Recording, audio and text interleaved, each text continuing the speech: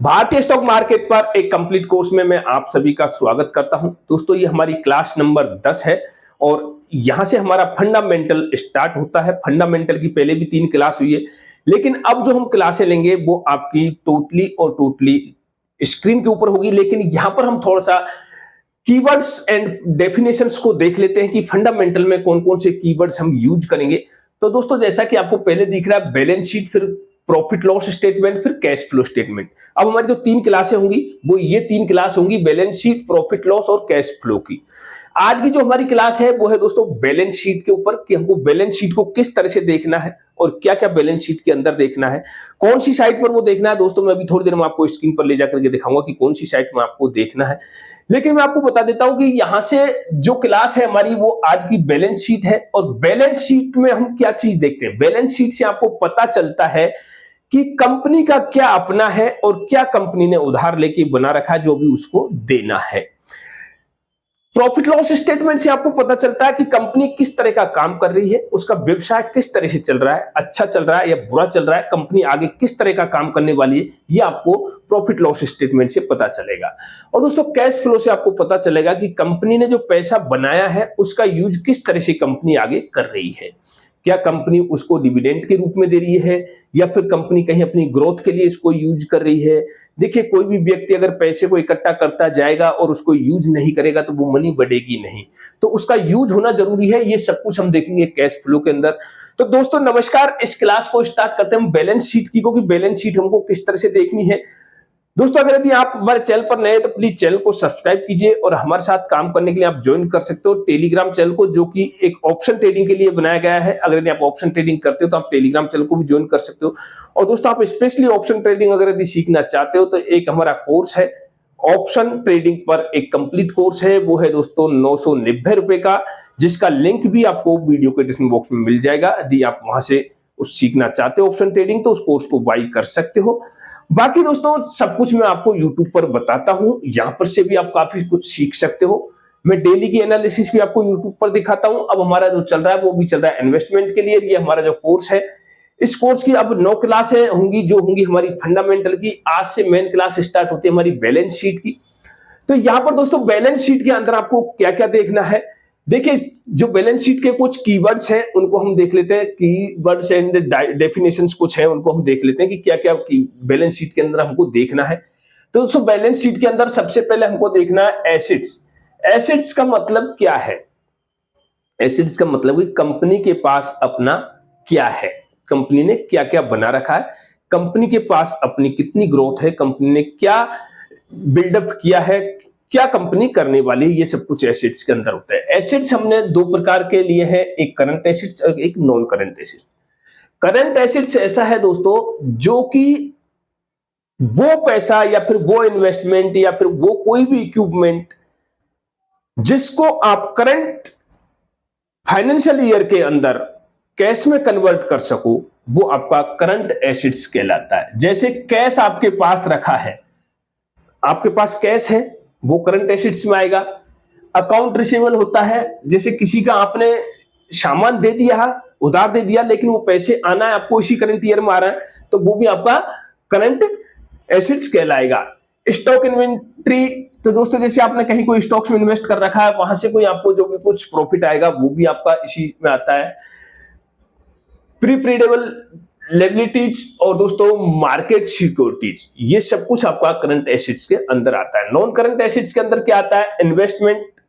जैसे आपने कहीं कोई इन्वेस्टमेंट कर रखा है तो दोस्तों वो इन्वेस्टमेंट आपका लॉन्ग टर्म के लिए होगा, करंट ईयर में आप उसको अपने उसमें नहीं बदल सकते कैश के अंदर, तो फिर वो नॉन करंट एसेट्स कहलाएगा।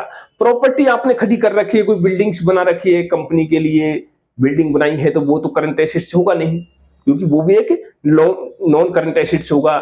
रियल एस्टेट में आपने कहीं पैसा इन्वेस्ट कर दिया या कोई रियल एस्टेट आपने कोई जमीन खरीद के रख दी कंपनी के लिए आगे कुछ बनाने के लिए, तो वो भी आपका नॉन करंट एसेट्स में आएगा। और इक्विपमेंट जो आपने खरीद रखे हैं कंपनी को बनाने के लिए, कंपनी को चलाने के लिए, तो वो भी आपका नॉन करंट एसेट्स में आएगा। अब दूसरा है दोस्तों लायबिलिटीज, कि कंपनी की लायबिलिटीज क्या है। लायबिलिटीज का मतलब कि कंपनी ने दूसरों से लेके क्या क्या तैयार कर रखा है, अभी कंपनी को देना क्या क्या है। लायबिलिटी का मतलब है कि कंपनी को पैसे कहां कहां देने। अब यहां देखो दोस्तों, एसेट्स और लायबिलिटीज दोनों का हम बैलेंस शीट पे मैच करेंगे, तो दोनों को जब आप मैच करोगे तो दोनों सेम होने चाहिए, क्योंकि जितना आपने लिया है उतना आपको देना भी है। ये आपको बताना पड़ेगा कि आपने जो ये लायबिलिटीज लिया है पैसा, उसका क्या किया है, क्या आपने उसको बनाया है। तो वो कैसे देखेंगे बैलेंस शीट में, वो हम आपको बताएंगे आगे इसके अंदर पर चलकर। दोस्तों लायबिलिटीज में आपका क्या हो सकता है, लोन हो सकता है, अकाउंट पेबल हो सकता है, बाउंड्स हो सकते हैं, वारंटीज हो सकती है, एक्सपेंसेज हो सकते हैं, कंपनी के खर्चे, जो लोन आपने ले रखा है वो आपको दे रहा है, किसी से आपने पैसा उधार ले रखा है, फिर कहीं से सामान उठा लिया वो आपको दे रहा है। बॉन्ड्स है जो आपने मान लिया पैसे रेज करने के लिए बॉन्ड्स इशू किए थे, वो भी हो सकता है, वो भी आपके लायबिलिटीज के अंदर आता है। लायबिलिटीज के अंदर दोस्तों आपकी करंट लायबिलिटी और दोस्तों नॉन करंट लायबिलिटीज होती है। तो करंट लायबिलिटी हम समझ सकते हैं कि शॉर्ट टर्म लोन एक करंट लायबिलिटीज में आता है, और दोस्तों नॉन करंट लायबिलिटीज में लॉन्ग टर्म लोन्स, अर्थात ऐसा पैसा जो आपको 12 महीने के अंदर वापस भेजना है या आपकी कंपनी में से चले जाना है, वो आता है दोस्तों आपका करंट लायबिलिटीज। और नॉन करंट है जो आपको लंबे टाइम के लिए आपने ले रखा, उसको आपको बाद में देना है। इसके अलावा और भी कुछ लायबिलिटीज होती है कंपनी की, वो आप देखिएगा। अगर आप दोस्तों देखोगे तो आपको दिखाई देगा शेयर होल्डर फंड, आपको बैलेंस शीट के अंदर दिखाई देगा। जब शेयर होल्डर का फंड देखोगे तो आपको बैलेंस शीट के अंदर शेयर होल्डर फंड अलग से दिखाई देता है। यह भी एक कंपनी की लायबिलिटीज है। देखिए, आपने एक बात समझिएगा, कंपनी का ऐसा फंड जो कंपनी ने चाहे शेयर होल्डर से लिया हुआ हो, चाहे खुद कंपनी के प्रमोटर से लिया हुआ हो, कंपनी एक अलग चीज है, कंपनी को जिसने बनाया वो एक अलग चीज है। देखिए, कंपनी का मालिक एक अलग बात है, कंपनी एक अलग बात है, दोनों ही अलग पहलू हैं। कंपनी को मालिक ने बनाने के लिए 1 करोड़ रुपए इन्वेस्ट किए, तो वो क्या है, कंपनी की लायबिलिटी है कि वो 1 करोड़ रुपए कंपनी वापस निकाल के मालिक को देगी, क्योंकि वो उसका खुद का पैसा है। कंपनी ने खुद तो नहीं बनाया ना, वो पैसा लिया हुआ है उसने। तो लायबिलिटीज के अंदर आपका शेयर होल्डर फंड भी आता है, इक्विटी कैपिटल भी आता है। इक्विटी कैपिटल कहां से आता है, जब आप कोई भी शेयर इश्यू करते हो वहां से आपका इक्विटी कैपिटल बनता है, तो इक्विटी कैपिटल भी आता है। रिजर्व फंड आपने जो रख रखा है वो भी आपकी लायबिलिटी। रिजर्व फंड आपने किस लिए रख रखा है, हो सकता है कि वो उस रिजर्व फंड आपने किसी डिविडेंड देना हो आपको शेयर होल्डर्स को, उसका हो, आपने कंपनी ने जो बनाया वो आपने इकट्ठा कर लिया, अब उसके ऊपर हक तो शेयर होल्डर का भी है ना, तो पैसा शेयर होल्डरों के पास भी जाना है, डिविडेंड के रूप में जाना है। तो ये चीजें, रिजर्व फंड भी आपका लायबिलिटीज में आता है। और दोस्तों प्रेफरेंशियल कैपिटल क्या होता है, एक प्रेफरेंशियल शेयर होता है। प्रेफरेंशियल शेयर क्या चीज होती है दोस्तों, इसको आगे हम थोड़ा सा डिटेल से समझेंगे, लेकिन यहां मैं बता देता हूं। कंपनी एक शेयर इश्यू करती है और उसमें प्रेफरेंशियल दी जाती है कुछ इन्वेस्टरों को, तो वो प्रेफरेंशियल शेयर कहलाते हैं। उसमें उन इन्वेस्टरों का ज्यादा हिस्सेदारी, मतलब कंपनी के ऊपर ज्यादा हक नहीं होता है। पैसे तो उनको देने पड़ते हैं, इसे एक उधार के रूप में प्रेफरेंशियल शेयर उनको दे करके और उससे उधार ले लेते हैं। एक तरह से आप कह सकते गिरवे रखने वाली सिस्टम जो हो सकते हैं, उसको प्रेफरेंशियल शेयर भी आप बना सकते हो। मतलब कंपनी को उन्होंने उनको शेयर दे दिए कि भाई आपको हम इतने शेयर दे रहे हैं और आप उनको हमें वापस इतने उनके पैसे दे दो, वो पैसे दे देते हैं। कोई टाइम पे मान जाए ये कहते हैं बोल जी नहीं हम तो वापस इन शेयरों को बेच रहे हैं, तो अगर यदि कोई खरीदने वाला नहीं मिलेगा तो कंपनी खुद उन शेयरों को खरीदेगी। तो ये होता है प्रेफरेंशियल शेयर। प्रेफरेंशियल शेयर का फंड बहुत कम मिलेगा आपको बैलेंस शीट में। तो आइए दोस्तों एक बार हम चलते हैं लैपटॉप की स्क्रीन पर और देखते हैं कि बैलेंस शीट आपको कैसे देखनी है और क्या क्या आपको बैलेंस शीट के अंदर देखना है। तो हम लैपटॉप की स्क्रीन पर आ गए हैं। अब तक हमने कीवर्ड्स एंड उनकी डेफिनेशन समझी थी कि किस तरह से क्या चीज काम करती है। तो यहां पर अब देखिए जो मैं आपको साइट बताने जा रहा था उससे आपको बिल्कुल फेमिलियर हो जाना है, बिल्कुल उससे दोस्ती कर लीजिए। आपको बार बार उसको यूज करना है, बहुत अच्छा सिंप्लीफाई करके आपको देता है। तो दोस्तों आपको सर्च करना है स्टॉक स्कैनर, यहां से आपको इसको लॉगिन कर लेना है। मैंने ऑलरेडी इसको लॉगिन कर रखा है, तो आप इसको लॉगिन कर लीजिए। अब आपको करना क्या है दोस्तों, जिस भी कंपनी की जो आपको देखना है बैलेंस शीट, जिस भी कंपनी के बारे में जानना है वो आपको यहाँ पर सर्च फॉर कंपनी में कीजिए। जैसे हम दो देख लेते हैं दोस्तों, टाटा कंसल्टेंसी का देख लेते हैं। चलो बढ़िया कंपनी टाटा कंसल्टेंसी सर्विस को हम खोलते हैं। तो यहाँ पर देखिए सबसे पहले आपको दिखाई देता है मार्केट कैपिटल के मार्केट कितना है, 15,45,231 करोड़ का इसका मार्केट कैपिटल है। कुछ रेशियोज है जिसके बारे में हम बाद में पढ़ेंगे। तो अब हम सीधे चलते हैं दोस्तों बैलेंस शीट के ऊपर। आपको इसका चार्ट भी दिखाई देगा। अब बैलेंस शीट पर जब हम आएंगे तो बैलेंस शीट पर भी आपको क्या क्या चीजें देखनी है वो चीज आपको पता करनी है बैलेंस शीट में आपको क्या क्या, जो क्योंकि हमने बैलेंस शीट में यही पढ़ा था कि बैलेंस शीट ही आपको बताएगी कि क्या कंपनी का है और क्या किसी और का है इसके अंदर।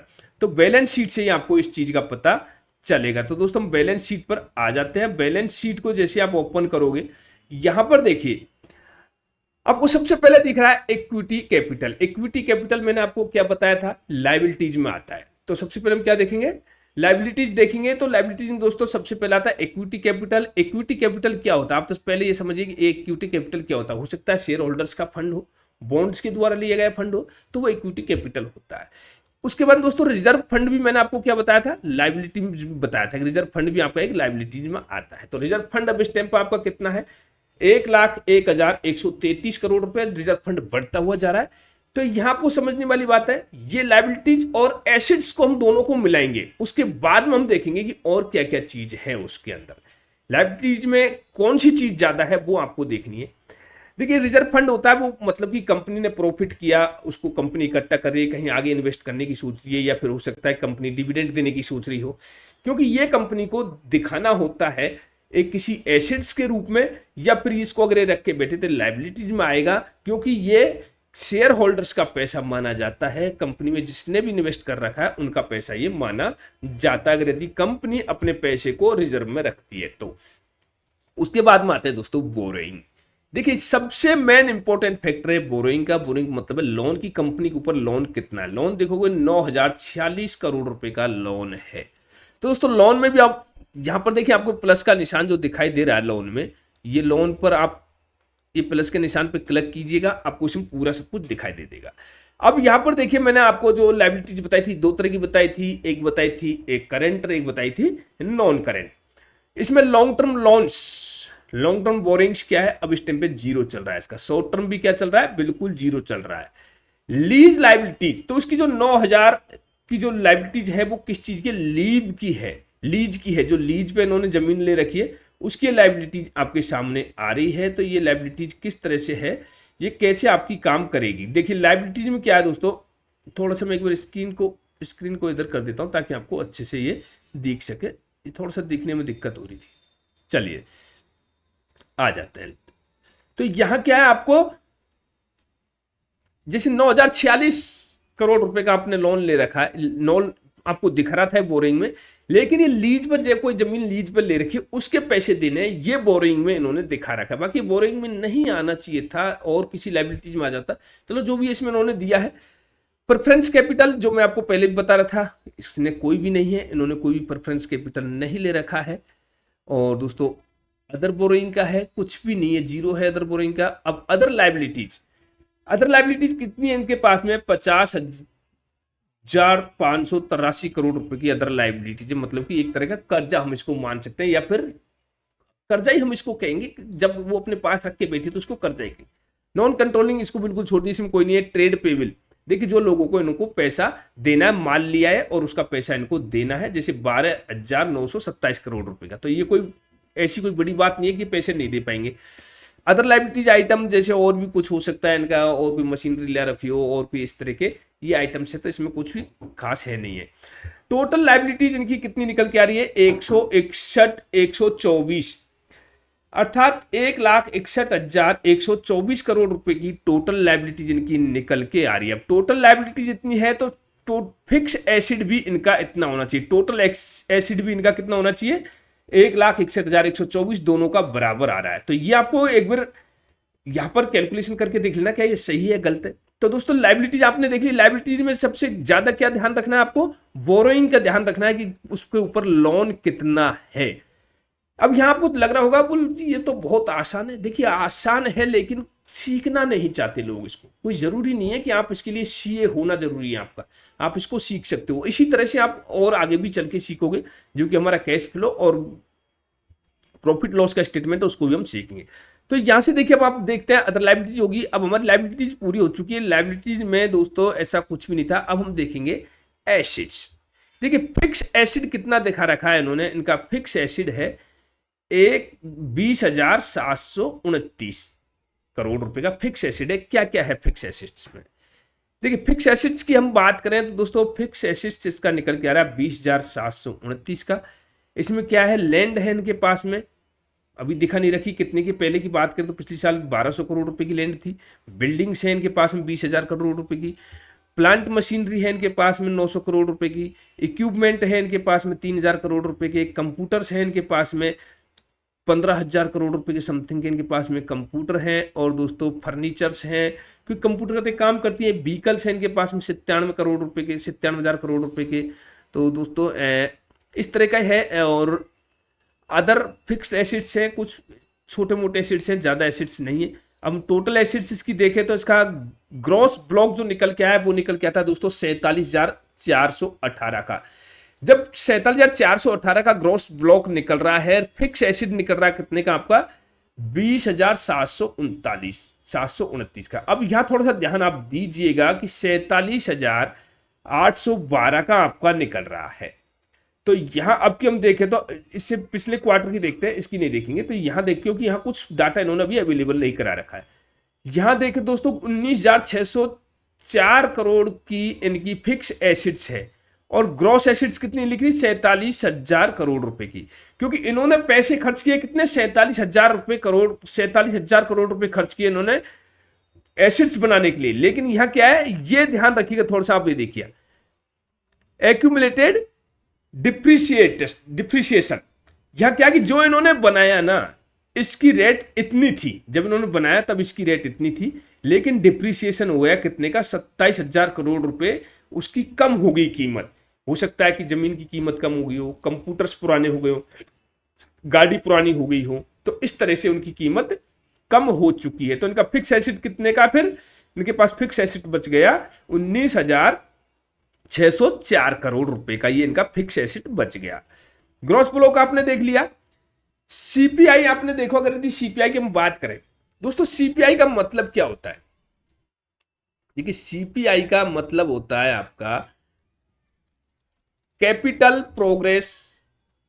Work in progress. सीपीआई का मतलब होता है कैपिटल वर्क इन प्रोग्रेस। जो आपकी कैपिटल कहीं वर्क में आपने दे रखी है, कहीं भी यूज कर रखी है, वहां से या तो आपका ब्याज वगैरह ऐसा कुछ आता हो, तो ये भी आपका एक फिक्स एसेट में बन जाए। इन्वेस्टमेंट है, वहां से भी आपको कुछ आता है। अदर एसेट्स है जो कि 92,000 करोड़ रुपए के समथिंग के अदर एसेट्स इनके बने हुए हैं। तो टोटल एसेट्स कितने के हो गए 1,61,000 के एसेट्स हो गए, वही 1,61,000 की लायबिलिटी होगी। अब यहाँ आप एक चीज समझिएगा, लायबिलिटीज और एसेट्स दोनों में कब फिक्स होना क्यों जरूरी है। देखिए जनता आप पर तभी तो विश्वास करेगी ना। आपने कहीं से 10 आदमियों से पैसे लिए, 20,000 रुपए ले लिए और उनसे आपने कह दिया भाई आप मेरे साथ में पार्टनर हो, किसी से 2, किसी से 1, किसी जो अपने शेयर खरीद रखे वो उसी तरह से आप समझ सकते हो। अब मैं उन 20,000 रुपए का हिसाब भी तो दूंगा ना कि 20,000 रुपए कहां कर रखे हैं, मेरे पास रखे हैं, ठीक है, वो भी एक लायबिलिटी होगी क्योंकि मैंने ले रखे हैं उनसे। अगर यदि उस पैसे को मैंने फिक्स एसिड में कर दिया तो वो फिक्स एसिड में चले जाएगा। तो फिक्स एसेट्स और लायबिलिटीज दोनों हमको बराबर दिखानी है। लायबिलिटीज का मतलब है जैसे कि मान जाए आपने फिक्स एसेट का मतलब है आपने 20,000 रुपए लिए और उनको दिखा दिए भाई 20,000 रुपए की मैंने जमीन खरीदी, वो आपका फिक्स एसेट हो गया। लायबिलिटीज क्या है कि आपने उन्होंने 20,000 रुपए लिए उनसे, तो वो आपका लायबिलिटीज हो गया। तो 20,000 रुपए आपने लिए, 20,000 रुपए के फिक्स एसेट बना दिए, तो दोनों का टोटल बराबर हो गया। तो आपको देखना क्या है, बस खाली बैलेंस शीट में इतना ही देखना था कि बैंक इसके ऊपर कितना ब्याज है, कितना क्या सिस्टम है, ये चीज आपको देखनी थी। बाकी चीज हम आगे देखेंगे कि कंपनी कैसा वर्क कर रही है, कितना इसमें प्रॉफिट बना रही है, जो हम अगली क्लास में देखेंगे वो देखेंगे प्रॉफिट लॉस स्टेटमेंट। वहां से कंपनी का वर्क करने का पता चलता है। यहां पर पता चला था कि कंपनी किस हिसाब की है, कंपनी का खुद का क्या है और दूसरे से क्या ले रखा है, कंपनी इस चीज को बताती है। तो दोस्तों इस वीडियो में इतना ही, फिर मिलेंगे अगली वीडियो में प्रॉफिट लॉस की वीडियो के साथ में। तब तक के लिए जय हिंद।